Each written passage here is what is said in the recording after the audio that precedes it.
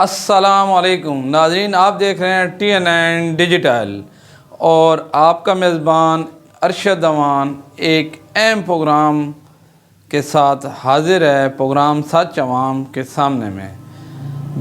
ناظرین، 29 ستمبر شام کو ایک ایسا منظر تلگنگ کی زمین پہ آیا جس سے ہر ماں، ہر باپ اس خبر کو سن کر یقینی طور پر جہاں افسوس کیا وہیں افسردہ بھی ہوا کہ کچھ والدین اولاد کو ترس رہے ہیں اور ایک بدنصیب ماں نے اپنے نامولود بچے کو تلگنگ کے محلہ مدینہ ٹاؤن میں پھینک کر چلی گئی۔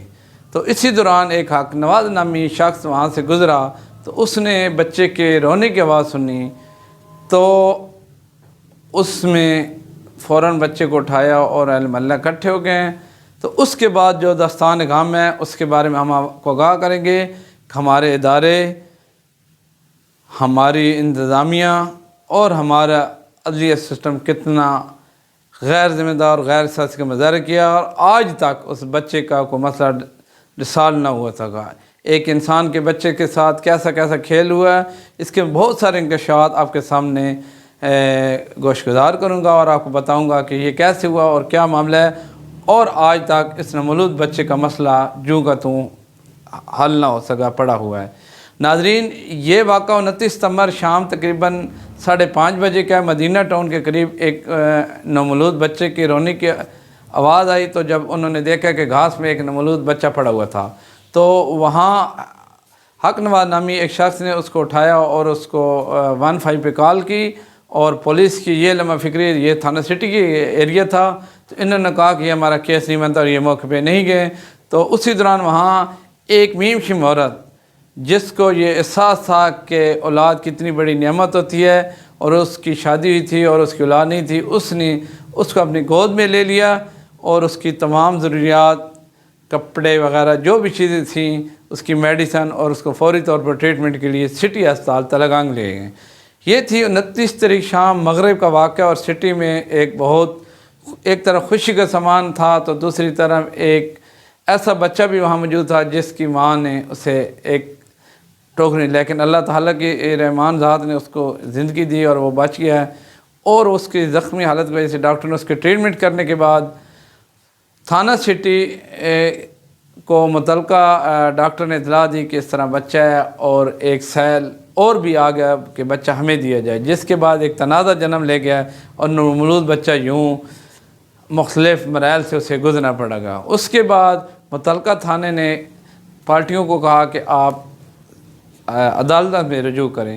تو داؤد نامی شخص نے ایک پٹیشن دائر کی تھی علاقہ مجسٹریٹ میں کہ اس بچے کو ہمارے حوالے کیجیے، کیوں کہ ابتدائی طور اس عورت نے اس بچے کو ایک ماں کا حیثیت سے اس کی تمام کیئر کی، اسے دودھ دیا اور اس کے تمام جو ضروریات تھیں اس کو پوری کر کے تو یہ تھا ابتدائی لمحات۔ اس کے بعد یوں ہوا تھا کہ علاقہ مجسٹریٹ کی عدالت میں مختلف سائل، جن میں تقریباً لگ بھگ 5-6 سائل تھے، جو اپنے وکلاء کے ذریعے پیش ہو گئے ہیں اور وہ بھی دعوے دار ہو گئے ہیں کہ ہمیں دیا جائے۔ اور تمام وکلاء کی بحث مباحث اور پولیس رپورٹ کے بعد بہت ساری کشمکش کے بعد معزز عدالت نے مظہر حسین قریشی نام کو یہ بچہ اڈاپٹ کر دیا، لیکن مظہر نامی نے وہاں عدالت کو مس گائیڈ کیا اور اس نے کہا کہ میری اولاد نہیں، جبکہ ریکارڈ کے مطابق اور دیگر ذرائع اور سورس کے مطابق مظہر کی اولاد موجود تھی، جس کا انکشاف اس وقت ہوا جب ایک سائل داؤد دوبارہ پھر عدالت سے رجوع کیا کہ مظہر حسین کی اولاد ہے اور بچہ اس نے عدالت سے دھوکہ دہی اور فراڈ سے کیا، جبکہ یہ بچہ دبئی فروخت کرنا چاہتا ہے جو ان کے ریکارڈ پہ موجود بھی ہے۔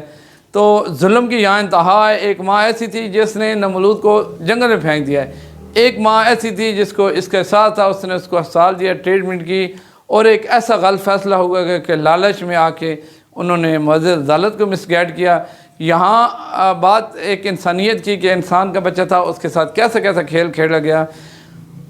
اب چونکہ یہ کیس باقی زیر سماعت ہے اور متعلقہ جو پولیس افیسر ہے اس کو انویسٹیگیشن کا حکم بھی ہوا ہے، اب دیکھیں کہ تھانہ سٹی کے SHO اور IO اس پہ کیا فیصلہ اور کیا رائے دیتے ہیں۔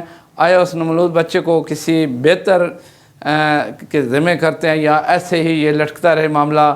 اور کیا آیا عدالت متعلقہ جو شخص جس نے عدالت کو مس گائیڈ کیا اور اس بچے کو بہت سارے ایشو بھی آئے ہیں، تو ان بارے میں کیا معاملات ہوتے ہیں؟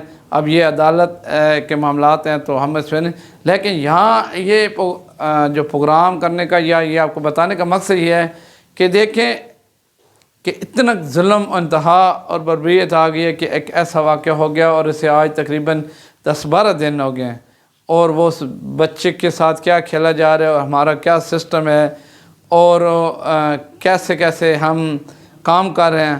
تو اس حوالے سے ناظرین آپ کو اپڈیٹ کرتے رہیں، انشاءاللہ مزید جیسی اپڈیٹ آتی تو ہم اس کو پروگرام کو آگے آپ کو بتائیں گے کہ یہ معاملہ کہاں سیٹل ہوا ہے اور حقائق کیا تھے۔ کچھ حقائق جو ہم نہ وہ انشاءاللہ آئندہ پروگرام بتائیں گے۔ ارشد امان، TN9 ڈیجیٹل پروگرام سچ عوام کے ساتھ اجازت چاہتے ہیں۔ اللہ حافظ، پاکستان زندہ باد۔ تعمیر آرکیٹیکچر اینڈ ڈیزائن اسٹوڈیو۔ کیا آپ تلگنگ شہر میں بحریہ ٹاؤن جیسا گھر بنانا چاہتے ہیں؟ کیا آپ چاہتے ہیں کہ آپ کا گھر اور کالج اندرونی و بیرونی خوبصورتی سے مالا مال ہو؟ اگر ان سوالوں کا جواب ہاں میں ہے تو پھر اب آرکیٹیکٹ سے نقشے بنوانے کے لیے پنڈی یا لاہور جانے کی ضرورت نہیں۔ اب ضلع چکوال میں پہلی مرتبہ پنجاب یونیورسٹی سے ماہر کوالیفائڈ آرکیٹیکٹ کی زیر نگرانی میں بنوائیں شاندار گھروں کے نقشے۔ آپ پاکستان یا دنیا کے کسی بھی علاقے سے تعلق رکھتے ہیں، گھر بیٹھے ہمیں اپنے پلاٹس کی ڈائمنشن بھیجیں اور انتہائی کم ریٹس میں حاصل کریں ایک شاندار آرکیٹیکٹ پلان۔ بے شمار سہولیات اب صرف ایک چھت کے نیچے۔ Map planning, front elevation, 3D view, hand made sketches, section, working drawing, interior views, graphic designing. تو رابطہ کریں صرف اور صرف تعمیر architecture and design studio. Architect Nayab Ashraf, Pakistan architect and town planning Karachi سے رجسٹرڈ۔ 8 سال کمپنیز کے ساتھ گھریلو اور کمرشل پروجیکٹس کرنے کا کامیاب تجربہ۔ File number 0331563036۔